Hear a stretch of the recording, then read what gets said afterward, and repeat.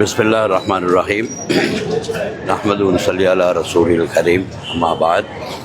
அல்லாஹ்வை புகழ்ந்து கொண்டு அவருடைய திருத்தூதர் கண்மணி நாயகம் ஸல்லல்லாஹு அலைஹி வஸல்லம் அவர்கள் மீது ஸலவாத்தும் சலாமும் சொல்லிக் கொண்டவனாக உலகம் முழுவதும் ஈதுல் ஃபித்ர் நோன்பு பெருநாளை கொண்டாடுகின்ற குறிப்பாக முஸ்லீம் உம்மத்துகளுக்கு எனது அன்பார்ந்த வாழ்த்துக்களையும் அவர்களுக்காக பிரார்த்தனையும் செய்து கொள்ள விரும்புகிறேன்.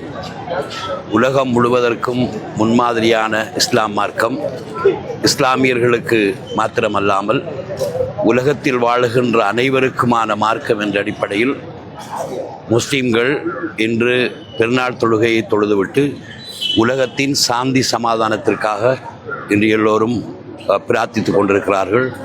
ஒவ்வொரு பள்ளிவாசல்களிலும் உலகத்தில் இன்று ஏற்பட்டிருக்கின்ற இந்த அகால மோசமான நிலை மாறி சாந்தி சமாதானத்தை ஏற்படுத்த வேண்டும் என்று பிரார்த்தித்து கொண்டிருக்கிறார்கள். குறிப்பாக ஒவ்வொரு நோன்பு மாதத்திலும் அல்லாஹ்வினுடைய அருள் மாத்திரமல்ல, எத்தனையோ தடைகளும் கட்டுப்பாடுகளும் விதிக்கப்பட்டிருப்பதனை நாங்கள் அறிகிறோம். இன்று உலகத்தின் சண்டியர்கள் என்று நினைக்கின்ற இந்த ஒரு வகையான காடைத்தனம் மூலம் உலகை ஆள நினைக்கின்ற ஏகாதிபத்தியவாதிகளினுடைய தீய செயலினை இன்று உலகத்தின் முஸ்லிம் நாடுகள், அரபு நாடுகள் மாத்திரமல்ல, உலகத்தின் சாதாரணமான ஜனநாயக நாடுகளும் ஏற்றுக்கொண்டிருக்கின்ற இந்த சூழ்நிலையில் முஸ்லிம்களை பொறுத்தவரையில் சியா சுன்னி என்ற வேறுபாடுகளுக்கு அப்பால், அதாவது அல்லாஹ்வையும் ரசூலையும் ஏற்றுக்கொண்ட சகல முஸ்லீம்களும் இந்த நோன்பு பெருநாள் தினத்தில் மாத்திரமல்ல, இன்று உலகை சூழ்ந்திருக்கின்ற இந்த கொடூரமான இந்த நிலைமைகளுக்காக எல்லோரும் நான் ஒற்றுமைப்பட வேண்டும் என்பதுதான் இன்று வலியுறுத்தப்பட்டிருக்கிறது. அந்த ஒற்றுமையின் மூலம்தான் உலகில் வாழ்கிற ஏனைய சமூகத்தவர்களும் மார்க்கத்தவர்களும் இஸ்லாம் மார்க்கத்தின் உண்மைத்துவத்தை புரிந்து கொள்கின்ற ஒரு வாய்ப்பு இருக்கின்ற அந்த சூழ்நிலையில் நிச்சயமாக முஸ்லீம் நாடுகள், முஸ்லீம்கள் ஒற்றுமைப்பட வேண்டும். அதன் மூலம் இந்த நாட்டுக்கு சாந்தி சமாதானத்தை உண்டு பண்ணுவதற்கு இஸ்லாம் மார்க்கத்தால் முடியும் என்ற விடயத்தை நாங்கள் பறைசாற்ற முடியும்.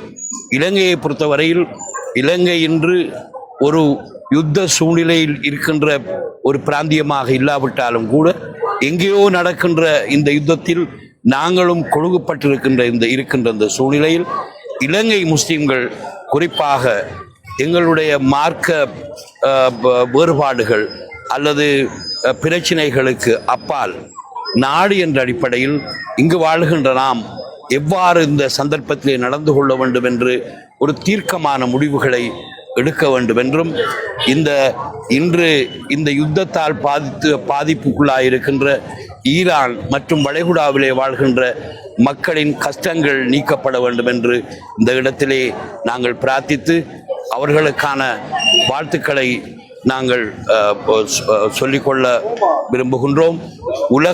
உலகத்தினுடைய இந்த ஒழுங்கு நிலை மாற வேண்டும்.